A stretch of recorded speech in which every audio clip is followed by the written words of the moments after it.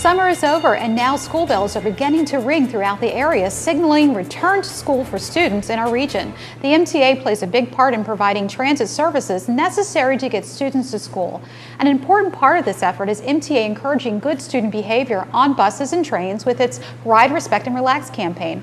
Here with a look at MTA's efforts to support area students is Superintendent of Operations and Planning, Eddie Okoro. Hey Eddie, how are you? Hey Joanna, how are you? Oh, this is the most magical time of the year, isn't it? Of course it is. It's time for us to get our great students back off to school. Yep, we contribute to that every year. Every year. But tell me, when does the effort begin? This is a huge undertaking.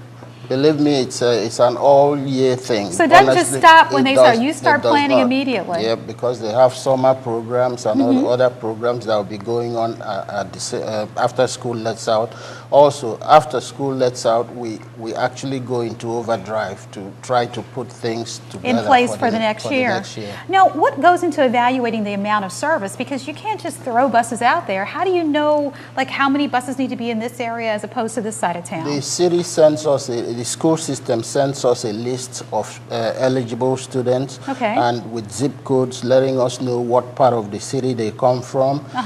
We also find out what other programs that they have, like after-school programs and things like that. We take into consideration the fact that we don't want our regular line service to be overloaded. So we have to... Because you still have regular commuters that are on the system, so you got to balance all of those things. That's right.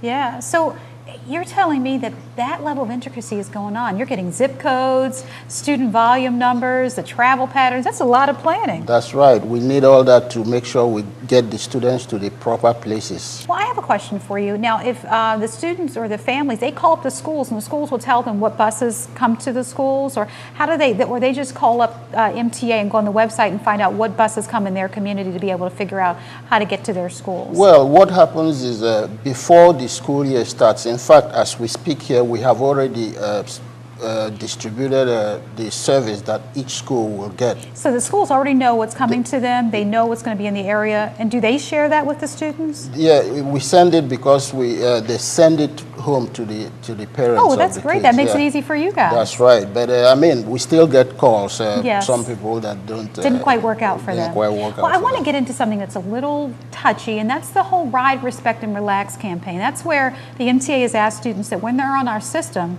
to ride, of course, respect the rules, and then to relax, not to be, you know, too antsy on the system. How important is it for students to behave themselves when they're on our system? It's very important because the vehicles and the equipment, manpower and everything that we provide for them is to help them further their education. Right. So to be good riders, you have to respect your space, relax as the bus is going instead of busting out windows and stuff like that. So yeah, it's about safety. It really is. Program. And I keep thinking about something you said, that these buses, the students share the buses with other riders. That's right. So it isn't just, okay, you guys own the bus just because you may be there in larger numbers. You have to respect the other people who are on the system. That's right. And don't abuse the equipment or the operator. Or the operator for that matter. Yeah, the equipment and operator are paid with your parents' taxes. So when that's a good point. When you your parents are paying for this service through tax dollars. They should take care of it. That's right.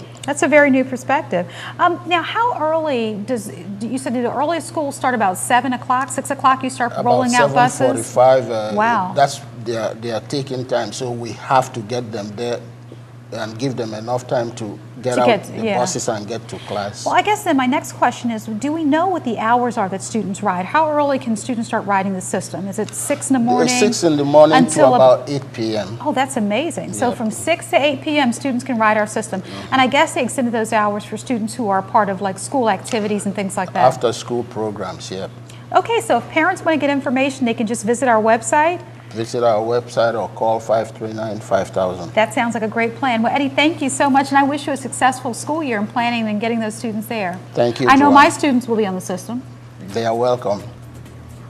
Coming up next, we'll introduce you to a new phone service that will place time-saving traffic information right at your fingertips. Stay with us.